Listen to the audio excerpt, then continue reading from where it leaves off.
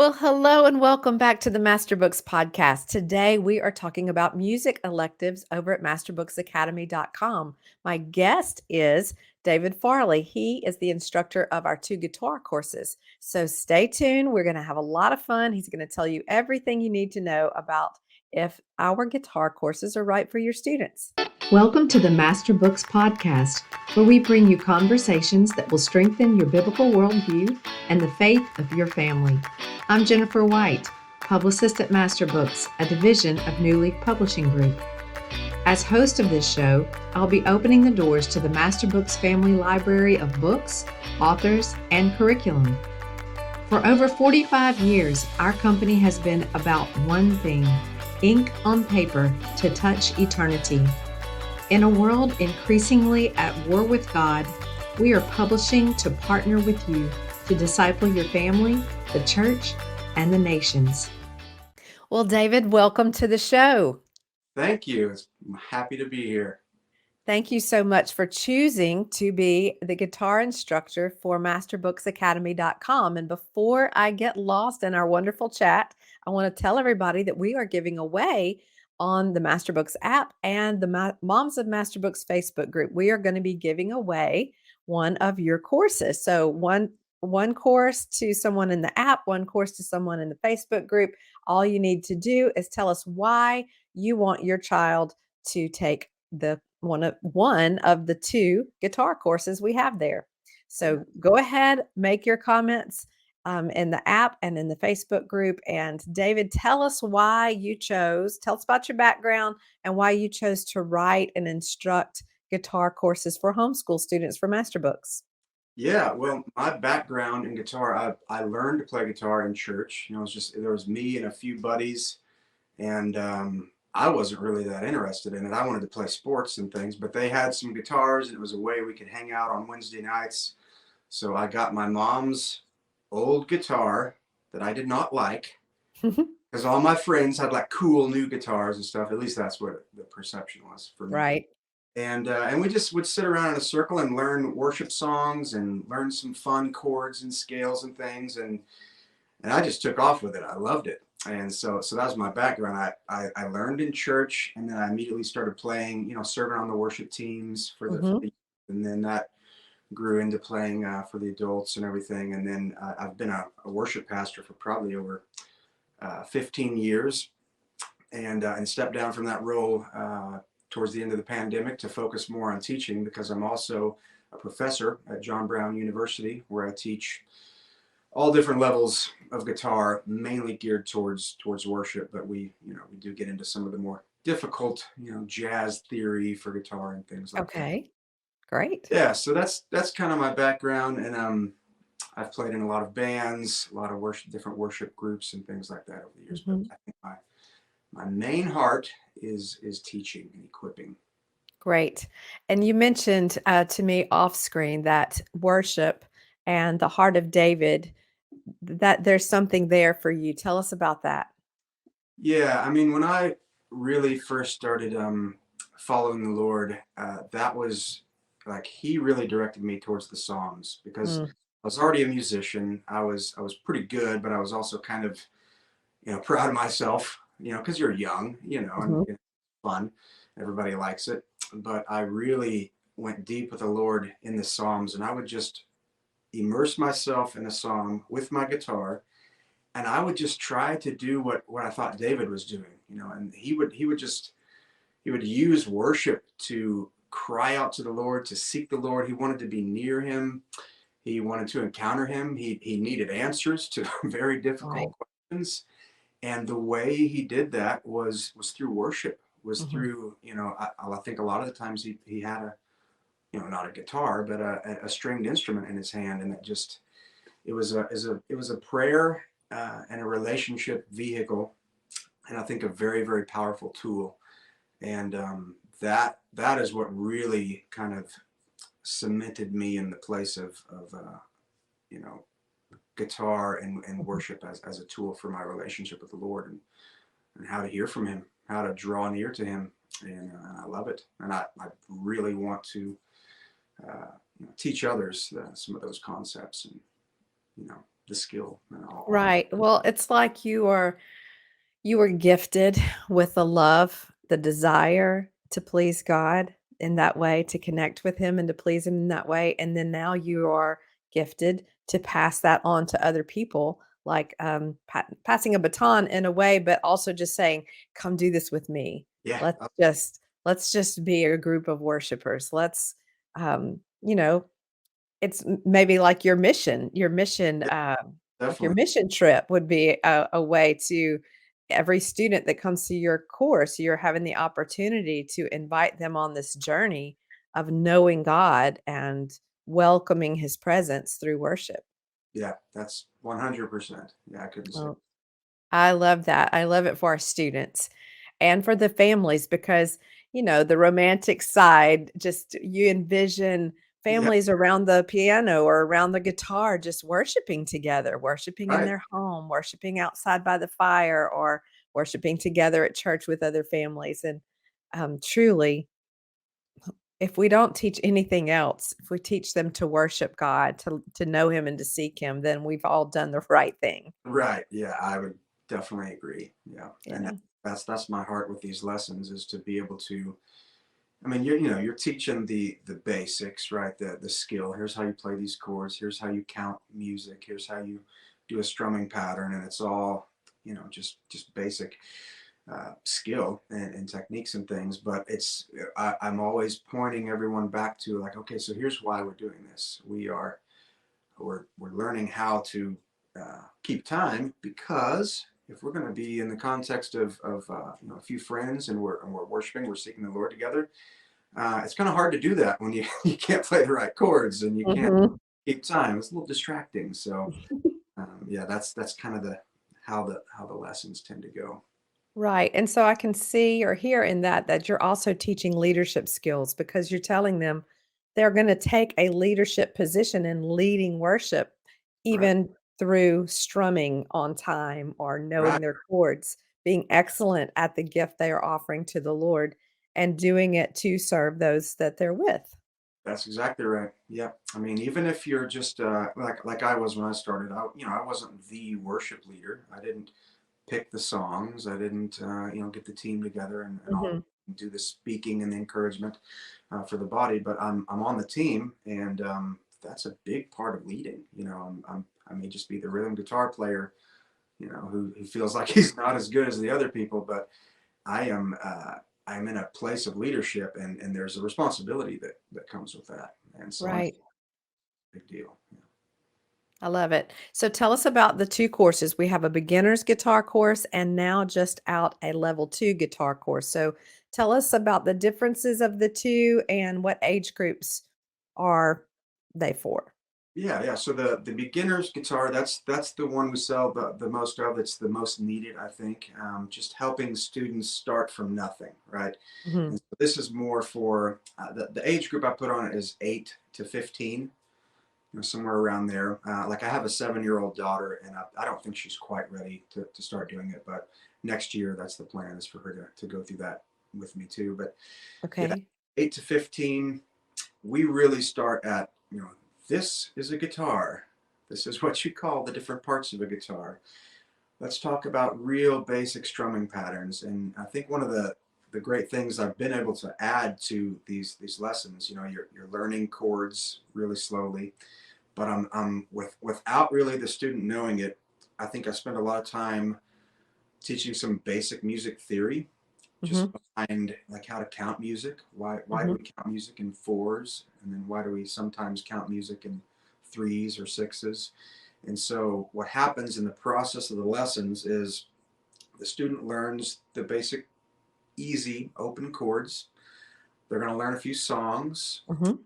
They're going to have to perform, so they're going to be challenged, on a regular basis to like put their practice out there to the test, Sure.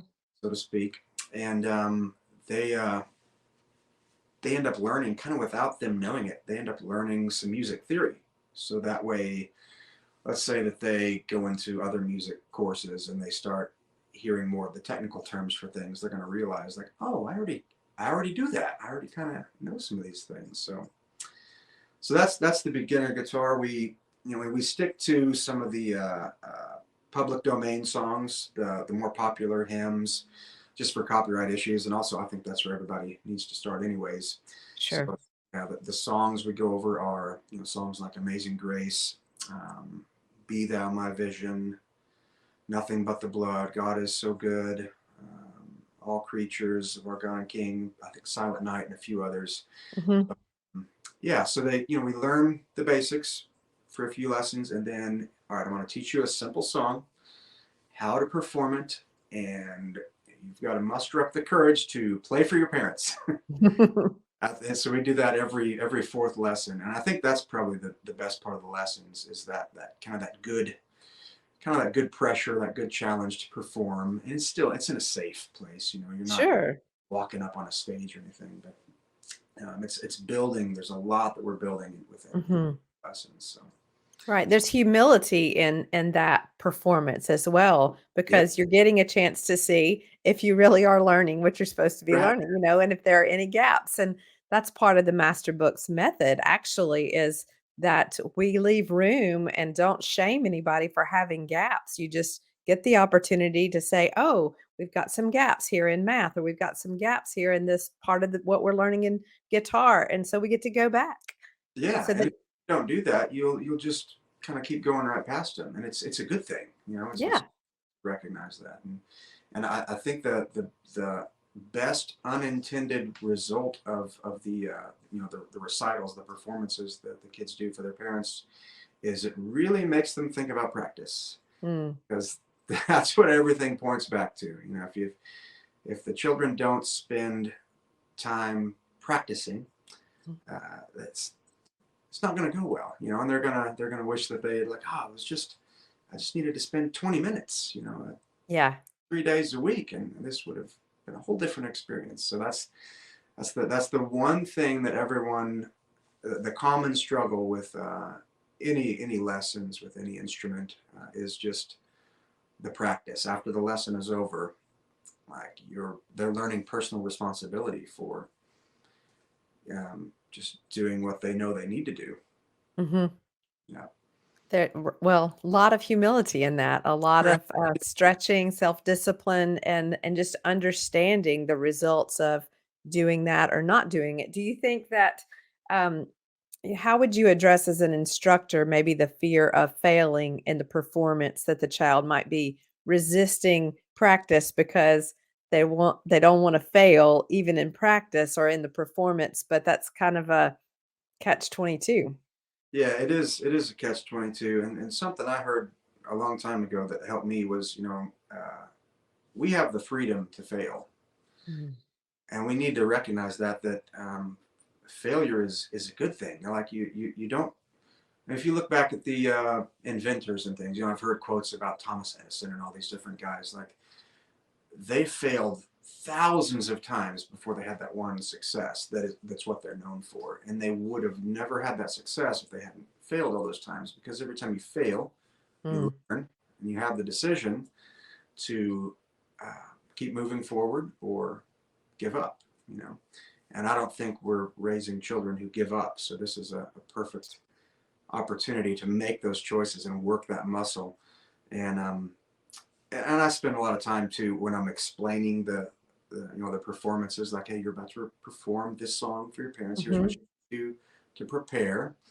I always talk about, like, it doesn't have to sound like mine. Like, it's not supposed to. In fact, Mhm. it should sound clunky. It's supposed to be a little messy, and it's good. So I've got a lot of encouragement in there that hopefully helps, keep the Right. mindset right. But we have the freedom to fail. It's not a bad thing. I love that. Well, I hope everybody takes that home to their lessons. And I love that with electives like guitar, you're learning something a little different than you're learning at home in your math or science. There are opportunities to narrate in those courses, there are opportunities to maybe give a writing, write a report or give a speech. And this is just one more opportunity to do something where you are performing in public, but also just, as you said, exercising that muscle and knowing who you are and knowing what you need and, to do to Yeah, become better. that's right. Yeah, super, super valuable. Yeah, so masterbooksacademy.com is our online learning portal where we have video instruction to enrich courses that are already curriculum, or like yours, this course is standalone. So we don't have a book that you have to buy to go along with your either one of your courses. So what does that look like for the parent? What is required? What do they have to have if they purchase this course? Yeah, if they purchase this course, all they really need is a playable guitar. And Mhm. I've had a lot of questions about that. Like, well, what kind of guitar should I go buy? And I'm like, well, you don't have to buy any guitar as long as you have one that you can keep it, that you can tune, that will stay in tune, and you can play it. Because that's how I learned. I learned on like I said, my mom's guitar. I did not think it was cool. Old acoustic thing, and Mhm. didn't sound as neat. I couldn't plug it in, all those fun things, but it worked out because I just learned the basics on that. Right. And I think most families probably have a guitar somewhere. There's guitars everywhere. So if you've got a good playable guitar, and you'll need a tuner, which those are pretty inexpensive. And I think in the beginning lessons I give a couple different options of what I would recommend. Okay. But really, yeah, that's it. I mean, in some of the lessons we do talk about capos, but again, those are pretty inexpensive and Mhm. clear links on that. But if you've Will got, they need to print out the sheet music? yeah, so you've got a video, which is Mhm. anywhere from 15 to 30 minutes or something, and I've got a PDF of the lesson. It's kind of like a transcript, but it has all the chord charts, and it has all the practice description, like exactly how long to practice what, and all of those things. And then a note for the parents at the end of every lesson. So it's good to print that out and just have it in a binder. That way, when it's time to do lessons, you've got everything you need in one place. Okay. Yeah. Right. So not a whole lot of printing. It's Now, not gonna be costly to do now so. costly, or you could just have it. It's all digital, so you can just have it on a computer or Mhm. whatever they're used to doing. Right. They can just have the computer set up and they can sit in front of the computer with their guitar. That's right. Yeah, that's how a lot of students do it. You don't have to spend Right. much So money they at all. Pretty simple. yeah, so they can take the lessons and do their lessons on vacation or at grandma's house or Right. Yeah. anywhere. I think that's a big deal. Is when if you were to take lessons like in-person lessons, I mean Mhm. they're great if you've got a good instructor because one-on-one is always really really good. But it's a lot of extra time, Mhm. cost a lot more than what Masterbooks is offering. I mean, this is a fraction of that price. Plus getting children in and out of the car, and then you got to feed them because of what time, and all these things. Yes. So this is completely flexible. You can have these lessons, in your pocket, basically. Right, and so they once they purchase the course, they have access to it for 18 months That's to right. complete it. So you're not in a big hurry. You don't have to get all this done in a season of time if you have some life event, something happens in your life and things get a little chaotic. It's you're not going to your student won't miss guitar. Right. Yeah. They'll have a chance to pick right back up or and can they go back and look at a video they've done previously? Yes. Yeah. And that's Okay, that's a pretty valuable thing sure. to do is just to refresh yourself, see how I demonstrate certain things, and you can just watch different clips whenever you need to. Yeah. Mhm. Okay, well, great. So you told us about beginners course, and so tell us now about the brand new level 2. Yeah, I'm excited about this one because I get into more of some more of the fun playing and things where we're having a little bit more fun than just the basic chords and stuff. So, Mhm. yeah, we had quite a few requests for the next level of guitar for a lot of the students because I think we've been doing beginner guitar for maybe a couple years, year and a half, Mhm. something like that. So, yeah, so guitar level two, it's I wouldn't start with 8-year-olds unless you have a prodigy, which you might, which is great. But probably 10 and up, 10 to 18 plus. I even teach a lot of these things to some of my beginner and even lower intermediate level university students. Um, Okay.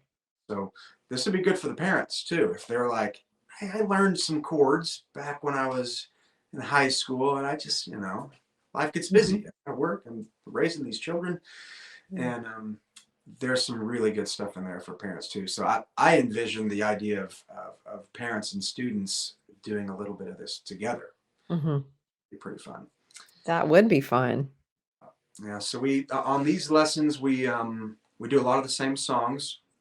Mostly it started out because of copyright purposes, just to make sure we're safe, not infringing on any of that. But I was able to use a lot of the same songs and go a little bit deeper into them. And so we're learning some of the same songs, but the in the beginner course, I've got really simplified versions of these songs Mhm. because they're very approachable. And guitar level 2, I'm adding more chords. We're maybe doing it in a slightly different time signature, or definitely doing it in a different key. So Okay. we're learning about key centers and how to play in a key and what does that mean and Mhm. what chords go within which key. We're also learning how to play melodies. So, be able to play on guitar what the singer is singing. Okay. That's pretty neat when a guitar player can, hit the same notes. And Mhm. so we spend a lot of time on that, just learning uh, how to use the notes of the different scales. So we get into scales, we get into more complex chords, more complex versions of these songs, how to play the melodies, how to actually start improvising, which is a ton of fun. And I remember when I learned how to start making up my own sounds and things, that was really, really exciting because it wasn't as hard as I thought it was going to be. When you hear Good. guitar players playing all these cool sounding things, you're like, oh, I wish I could do that. But Mhm. I'm able to teach it in a very, very approachable way, so that by the end of the course, most students, if they've practiced and done everything, they can start improvising on their own, and it's a lot of fun. So I love it. So after the second level, would they be perhaps prepared to lead in worship at church, playing the guitar or oh yeah, yeah, yeah, definitely, yeah. By the time you finish the second level, you've got the tools you need for leading in church and even being more of the lead guitar player on the, Okay. as you're learning the real basics that it takes to do more than just play the rhythm and the Mhm. open chords. So yeah, there's a lot of good stuff in there. There's a lot of practice, um, but there's a lot of good stuff. I love that. Well, thank you so much for taking the time to create the courses. I'm Yeah. excited for how many different families will get the opportunity to employ these courses in their child's life and just to look back one day and say, that was a very small investment of time and money for what my child now has been able to do with it and to do to honor the Lord. Yes. Yeah. Definitely. I totally agree. Absolutely. Well, don't forget you have the opportunity. Everybody who's listening or watching today, you have the opportunity to win a guitar course by David Farley at masterbooksacademy.com. So just comment, tell us why you want your child to take the course, comment in the app or in the Facebook group. So, David, we want you to leave us with a prayer for the students, if you would do that. Yes. Well, let's pray. Father in heaven, thank you that you created worship. It's a way that we draw near to you. That we just like David did. We draw near with the concerns, the desires of our hearts, our needs, and worship just brings us before your throne. It brings us before you, and in that place of intimacy, we get to know you. And that is our chief goal: is that we would know you, Jesus. That we would be in relationship with you. That we would walk with you. And so we thank you for the gift of music. That we thank you for giving us instruments that help us draw near to you. And I ask, Father, for these families that are taking these courses, Lord, that you would just pour out grace upon them and help them to use the content of these courses to just enrich their relationships with you, to be equipped as prayer warriors, to be Yeah. equipped to draw near to you in intimacy, to know you, and to lead others too, to take on the responsibility of being leaders in their families and their communities, that all would know you, Father. We thank you again, and we love you in Jesus' name. Amen. Well, thank you so much for joining the podcast today, David. Well, thank you. This has been great. We appreciate all of you listening. Just be sure and check in next Monday for the next episode. We'll see you then. Bye-bye. Hey, thanks for joining the Masterbooks podcast. This was fun, and we are really glad you were with us. We invite you to check out masterbooks.com. We have a big library of books that will feed the faith of your family. And hey, subscribe to our channel so you won't miss an episode. We'll see you next time.